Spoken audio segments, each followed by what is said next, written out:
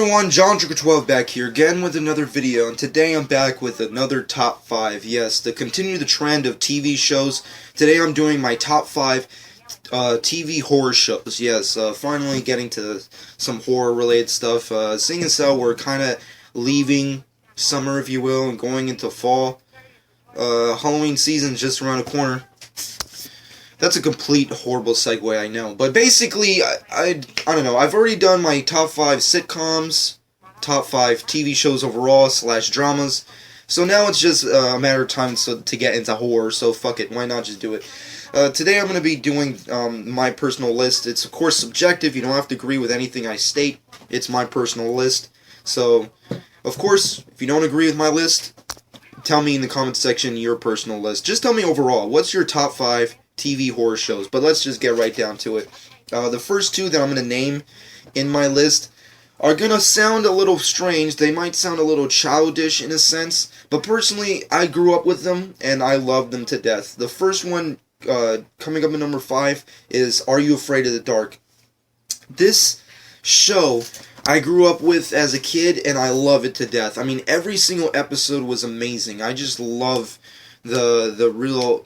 Like, it kind of felt like Twilight Zone for kids, in a sense, where it's like, the premise of the fucking show is basically a group of kids who come over in the middle of the woods, which is, you know, fucked up in and of itself, and then they sit down over a fire and basically tell ghost stories and, like, random, really cool science fiction-y, horror, mystery type stories, and they're all awesome. It's all really well made.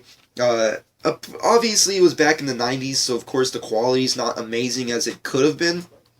But nonetheless, it was an amazing show. I mean, like, when I watch it today, it still holds up. When I watch it, it's amazing. I love it. It's enjoyable.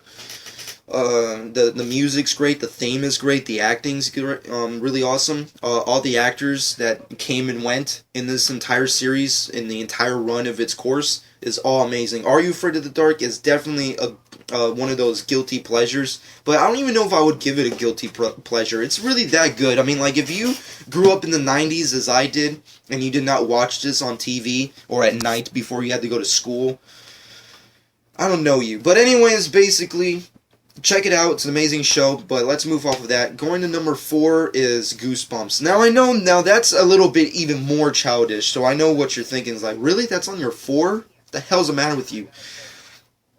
Once again, it's another show that I grew up with as a kid, and I love, even today. I mean, like, unlike Are You Afraid of the Dark, there are definitely plenty of episodes that are really childish and really kind of cheesy.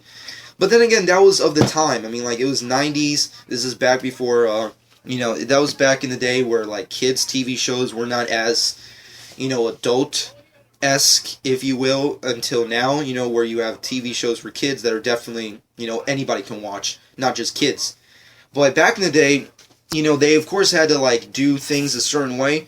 And plus, I just grew up with the books alone. I mean, like, the Goosebumps was just a humongous part of not only my childhood, but just basically my entertainment overall. Because, of course, I never had a computer when I grew up, and all I did was, like, play sports and, like, hang out with friends and stuff, and read books and just watch TV. That's all I did. You know, that's before technology wasn't as awesome as it is today, so you can't just, like, turn on a computer and watch porn. This is back where you had to buy porn like a savage, like a sick little man. But anyways, Goosebumps was just amazing. The books were great. I love every single one of the books. They're still enjoyable to this day. I mean, like, even Paul has some of the books, and I just read them, and they're just awesome still. I mean, like, anybody who's yet to watch any of the episodes, or read any of the books, I mean, like, you're just doing yourself a dishonest truth. You're just doing yourself just a horrible,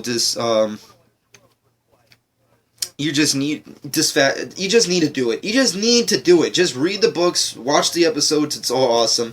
And R.L. Stine is just awesome. He's a great guy, and also, he also created an also really awesome, I know I keep saying those words, what am I, fucking idiot? Anyways, he also created a great show, The Haunting Hour, which is kind of like on the same kind of riff as Goosebumps. It's essentially the same premise, where it's just every episode is based on a different book or based on a different story with cast. And it's still good. I mean, like, it's kind of like Goosebumps, but for today's kind of generation. And it's really awesome. I mean, like, I've tried to get, some people into it, but some people don't really like to get into it because, it's like, oh, well, it's never going to be as good as Goosebumps. And even if that may be true, The Haunting Hour is awesome. It's a great show, and it's definitely a good,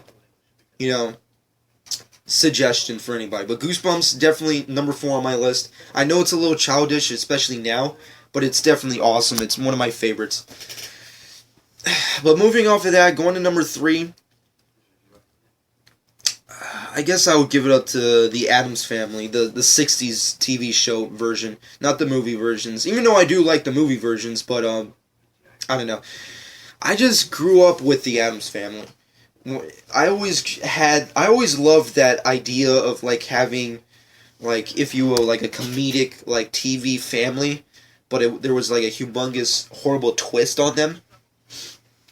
And that's what the Addams Family was. I mean, like, the Addams Family has been around for generations. It's really old, but I love the 60s versions. Because that's when television was at its prime, before they had, like, of course, the great effects that we have today and the money.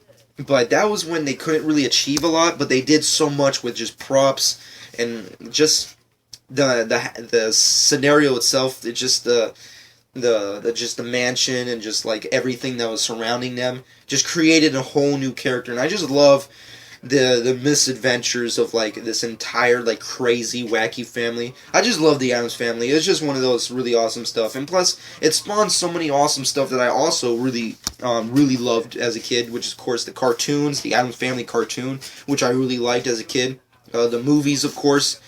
The 90s movies were really awesome. I mean, come on. I mean, like, I still watch them today. I mean, like, I love all of them. The Addams Family as a whole is just awesome. I wish they would reboot it again. I know that sounds fucked up. It's like, oh, you want to reboot it?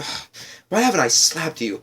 I know, but come on. The Addams Family just needs to be out again. I don't know. Make another movie. I don't know. Just do something. It just needs something.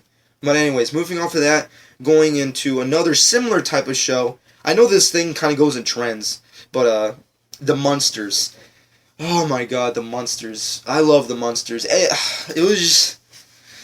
This show, I love. This was like my definitive like TV family that I wish I had in a fucked up, like kind of alternate universe.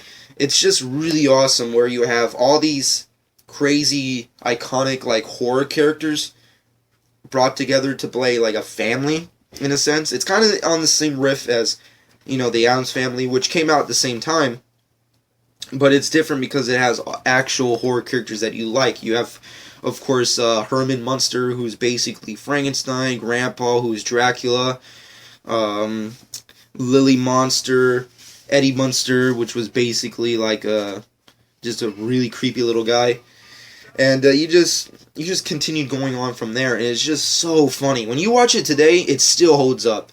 I mean, like, anybody who considers the Munsters as not a great series, you just need to, like, just buy it. You need to buy it, get it online, do something. Just get the Munsters. It's an amazing show.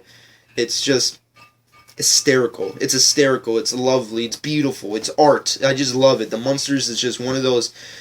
Oh, God, and they even said they were going to make a reboot movie. God damn. Imagine that. I don't know how that's going to go. Unlike the Addams Family, I actually have zero idea on my opinion with that. But the Munsters, if that ever happens, I'll be checking it out. But the Munsters, the TV series, the 60s TV series, definitely check it out. It's a must-see for anybody who loves, horror, comedy, classic Universal monsters, sitcoms, family dramas, stuff like that.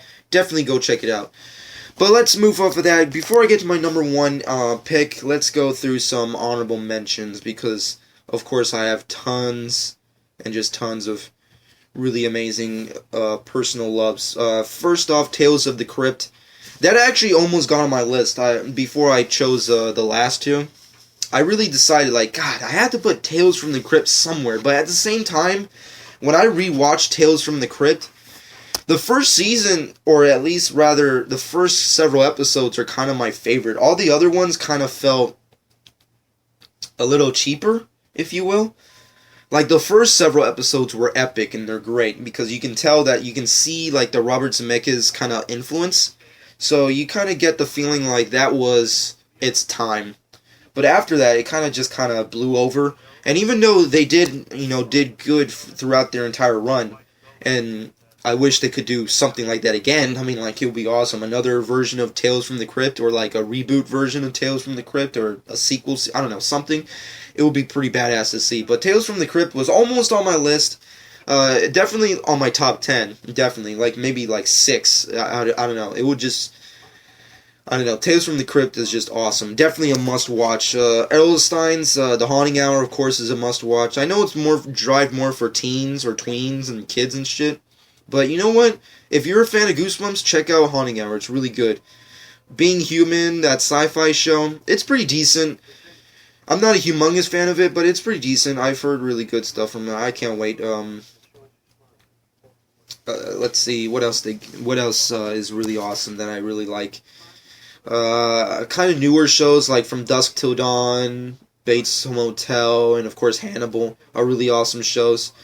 I've reviewed them plenty of times. Check out my channel. But basically, I don't know. That's pretty much it. I can't really name like horror shows that I really like, because the mainstream ones are stuff that I don't really like. Like, for instance, The Vampire Diaries, American Horror Story, Supernatural, even The Walking Dead at this point. Even though I've said I was a fan, they've become so mainstream that it's kind of like, I don't know. I just don't like them. Like, it's just, there's something about them that doesn't feel like scary or just enjoyable. It just feels kind of more depressing than fun scary. That's just my personal opinion. And The Strain, of course, is a newer show, a little bit more sci-fi-ish.